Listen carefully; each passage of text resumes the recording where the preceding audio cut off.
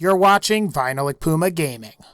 While Borderlands 2 and the pre-sequel have their fair share of excellent corrosive weapons, both games also have their fair share of terrible corrosive weapons. Now, for the most part, many of these weapons are bad at higher level difficulties.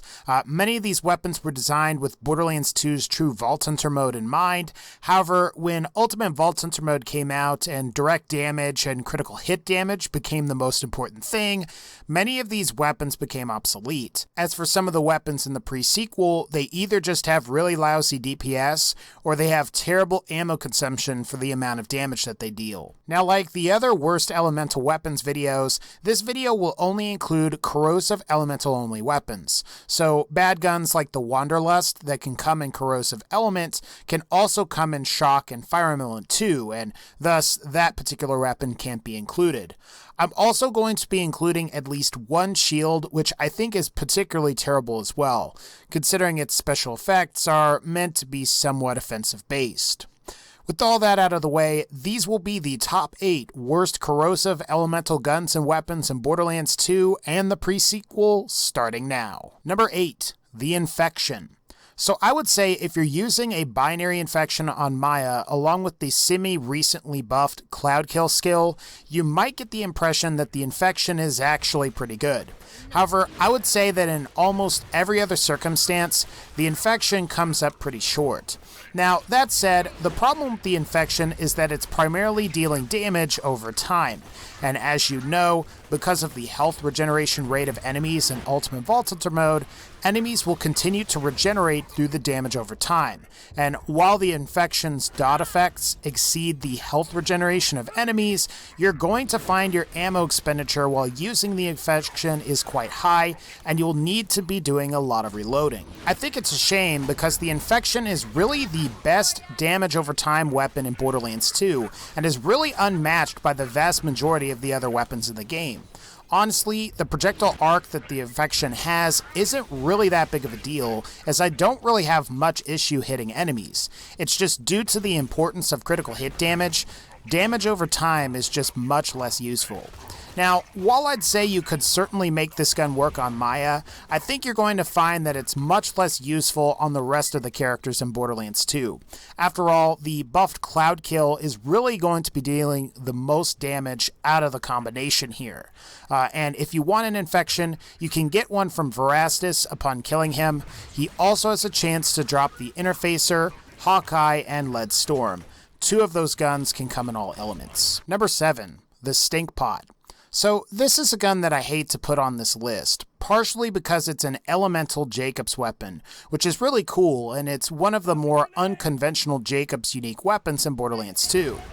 All that said, I can't deny that the Stinkpot is inherently flawed. The Stinkpot is a variant of the Jacobs Cannon Assault Rifle that only appears in Corrosive Element, and just like the regular Jacobs Cannon, it is incapable of performing critical hits on enemies, thus becomes significantly weaker at higher level difficulties of play. Also, it's sort of hard to describe, and perhaps it's more the inherent recoil of the gun itself, but it seems like the Stinkpot will either misfire or the projectiles will fly in an entirely random direction as you casually unload into enemies' faces. This is really noticeable on versions without the doll stock, and as you can imagine, this presents problems as the Stinkpot also consumes more ammo per shot than most other assault rifles, so missing has more consequences. One thing that is nice about the Stinkpot is that it deals some splash damage to enemies, meaning you can bypass an enemy's armor plating, their physical shield like nomads, or on power loaders, you can use the Stinkpot's projectiles and they won't get reflected back at the player. You could possibly make the argument that the Stinkpot is good earlier on, where you don't have to be as precise with performing critical hits. That said, the inability to perform criticals definitely makes this weapon harder to use in Ultimate Vault Hunter mode. If you want one, go kill Nobeard at the very beginning of the Scarlet DLC, and he may or may not drop one. If he doesn't, you're probably going to have to save Scum. Number 6, the Pandemic. So the Pandemic is a part of the Exterminator line of legendary grenade mods from Vladof. This puts it in the same category as the Stormfront and the Firebee. However, of the 3, I think the Pandemic may be the least useful.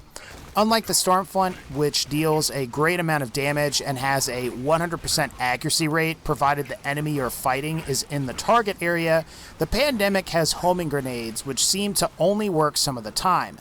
You'll also find that the primary type of damage being dealt here is through damage over time, and on higher level difficulties, direct damage is significantly more important. The problem with this grenade mod is that it's just really unreliable. It's difficult to get the kind of damage you want out of it due to the unpredictable nature of those homing grenades. And while it's certainly not as awful as something like the Captain Blade's Midnight Star, it's still very difficult for the player to use, and you would be better off using something like a corrosive version of the Fustercluck, or even a Bandit Merv grenade with corrosive element. Because in the case of both, while the damage is spread over a larger area, you're more likely to hit more than once than you are with the Pandemic. Now, all of this said, the Pandemic may be a little more useful in lower level playthroughs. You're able to use a wider variety of different strategies to take out enemies in earlier playthroughs, and things like damage over time are much more effective earlier on. Plus, you don't need quite as predictable damage like you do in later difficulties. I guess if you want one of these, you can go kill Mortar for one in Sawtooth Cauldron. Number 5. Mariks Mouse. Now, this particular weapon is sad because just like the Stinkpot, the idea here is sort of unconventional and interesting. You could even classify Mariks Mouse as a multi-element weapon rather than a corrosive-only weapon due to its special effect. Now, the special effect here is that it always comes in corrosive, however it has a chance to apply a random status effect to an enemy while you're shooting it.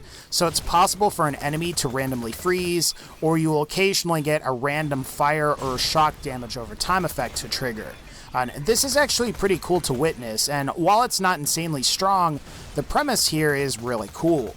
Sadly, the problem with Mariks Mouse is that it just has low base damage, and because the weapon always spawns with fixed bandit parts, there isn't really any way to get a better version with better accuracy, better damage, or any other improved attributes. Ultimately, this gun just lacks damage, and while the DPS you can achieve is satisfactory for weaker mob enemies, things like badasses take quite a bit of time to kill.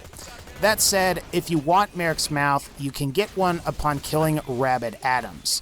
And in order to refarm this NPC, you will need to complete the Treasures of Echo Madre side quest for the pre-sequel. Number 4. The Dominator. The Dominator is a unique homing E-Tech pistol from Dahl, and like all other E-Tech pistols, this weapon cannot perform critical hits, which greatly limits this weapon's viability in later playthroughs of Borderlands 2. While I suppose it's functional early on in the game, I ultimately think there are better options for not just corrosive-only weapons, but also weapons that come with corrosive versions. As far as Dahl corrosive pistols go, you have two other choices, which are the Hornet, which is possibly the best corrosive-only pistol in Borderlands 2, and you also have the Teapot, which is inherently superior to the Dominator because it can perform critical hits. And this is despite the fact that the Teapot is capable of an inferior burst count.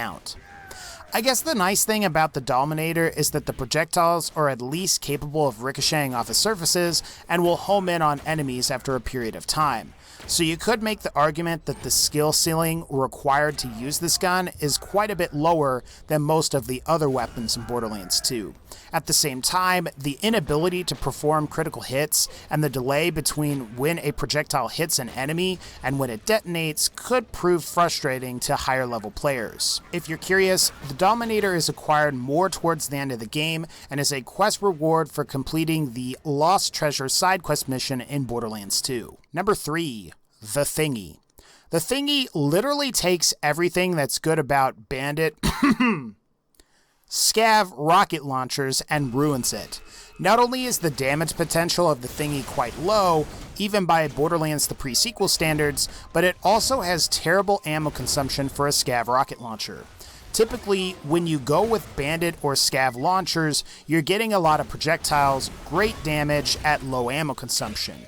The Thingy is entirely the opposite. I guess the advantage of the Thingy is that it isn't 100% awful. After all, you can use them as grinder fodder to create the legendaries, provided you have two of them and you have a purple rarity weapon. At the time, Iwajira was really the only refarmable boss in Borderlands the pre-sequel, and this was the best way to get legendaries. Even still, if you're planning on using the grinder for acquiring some of the legendaries, thingies are easy and reliable to get and will help you get some of the less common legendaries like the 88 Fragnum or Cat of Nine Tails. It's also a shame that the thingy has a really cool weapon skin. The green with the yellowish colored swirls is a really nice touch and makes the thingy really stand out from the crowd. I just wish this weapon was actually worth using and had a much better name. Like I said earlier, if you want this rocket launcher for grinder fodder, go kill Iwajira for 1 or 2. Even if it's an awful weapon, it still has some purpose. Number 2, the Impaler and Flyin Maiden. Is it just me, or are spike shields in Borderlands 2 and the pre-sequel a joke? Possibly even more so in the pre-sequel, since you're very rarely, if ever, going to get hit by a melee attack. Now, I will say that the Impaler and the Flyin Maiden are better than your standard spike shield, but not by very much. If you're curious, the Impaler only exists in Borderlands 2, while the Flyin Maiden only exists in Borderlands the pre-sequel. However, both are essentially the same thing.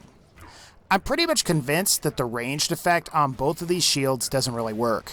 Unlike your typical spike shield, both of these shields will emit corrosive projectiles that home in on enemies in an attempt to deal damage. However, the problem is that most of the time, these projectiles will seemingly veer away from targets just when it looks like the projectiles will hit. And even when these projectiles hit, the amount of damage they deal isn't particularly impressive. You also have to consider that the vast majority of loaders in Borderlands 2 and the armored scavs with jetpacks in the pre-sequel will never be close enough to you in order to deal melee damage. So the melee component is virtually useless. Basically, what you've got here is a shield that has a special effect you will almost never use, with inferior shield capacity to something like a turtle shield. And what I think is funny is that the Flyin Maiden doesn't even drop in the pre-sequel, and if you wanted it, you would have to create it with a save editor. As for the Impaler, it unfortunately drops from the Warrior from Borderlands 2's base game, and drops from the Handsome Sorcerer from the Dragon Keep DLC. Number 1. The Retcher. What a boatload of ass! Without a doubt, in addition to being one of the worst Seraph weapons, the Retcher also has the titles of being one of the worst E-Tech, worst Tediore, worst shotguns, and one of the worst corrosive weapons in Borderlands 2. It is amazing just how many areas the Retcher fails in. Somehow, the Retcher has inferior range to generic E-Tech shotguns, it has some of the lowest reload damage for any Tediore shotgun, and like many of the other Seraph weapons from the Captain Scarlet DLC, it's horribly inaccurate. The only thing that it seems to do right is it consumes less ammo per shot than your standard E-Tech shotgun. And I almost forgot, like all other E-Tech shotguns, the Retcher is incapable of performing critical hits. So not only are you dealing less damage with less accuracy, but you're also unable to perform critical hits. And this makes the Retcher useless by the time you are able to readily acquire it. And did I mention that you have to kill Hyperius just so you can get this piece of shit? Granted, it's a good thing Hyperius also drops the Tattler, and also has the chance of dropping a Northfleet, because I think if it didn't, the entire Borderlands community would probably go batshit insane at the prospect of killing Hyperius for an E-Tech shotgun that's inferior to the guns that they already have. At least with the other weapons on this list, like the thingy, you can actually find a genuine use for it. The Retcher, on the other hand, is a complete and utter fail of a weapon in this game. If you see a Retcher, don't even pick it up, or better yet, sell this piece of shit. Alright guys, that pretty much wraps up this particular video. If you like this video, please be sure to leave a like, and as always, take care, and I'll see y'all next time.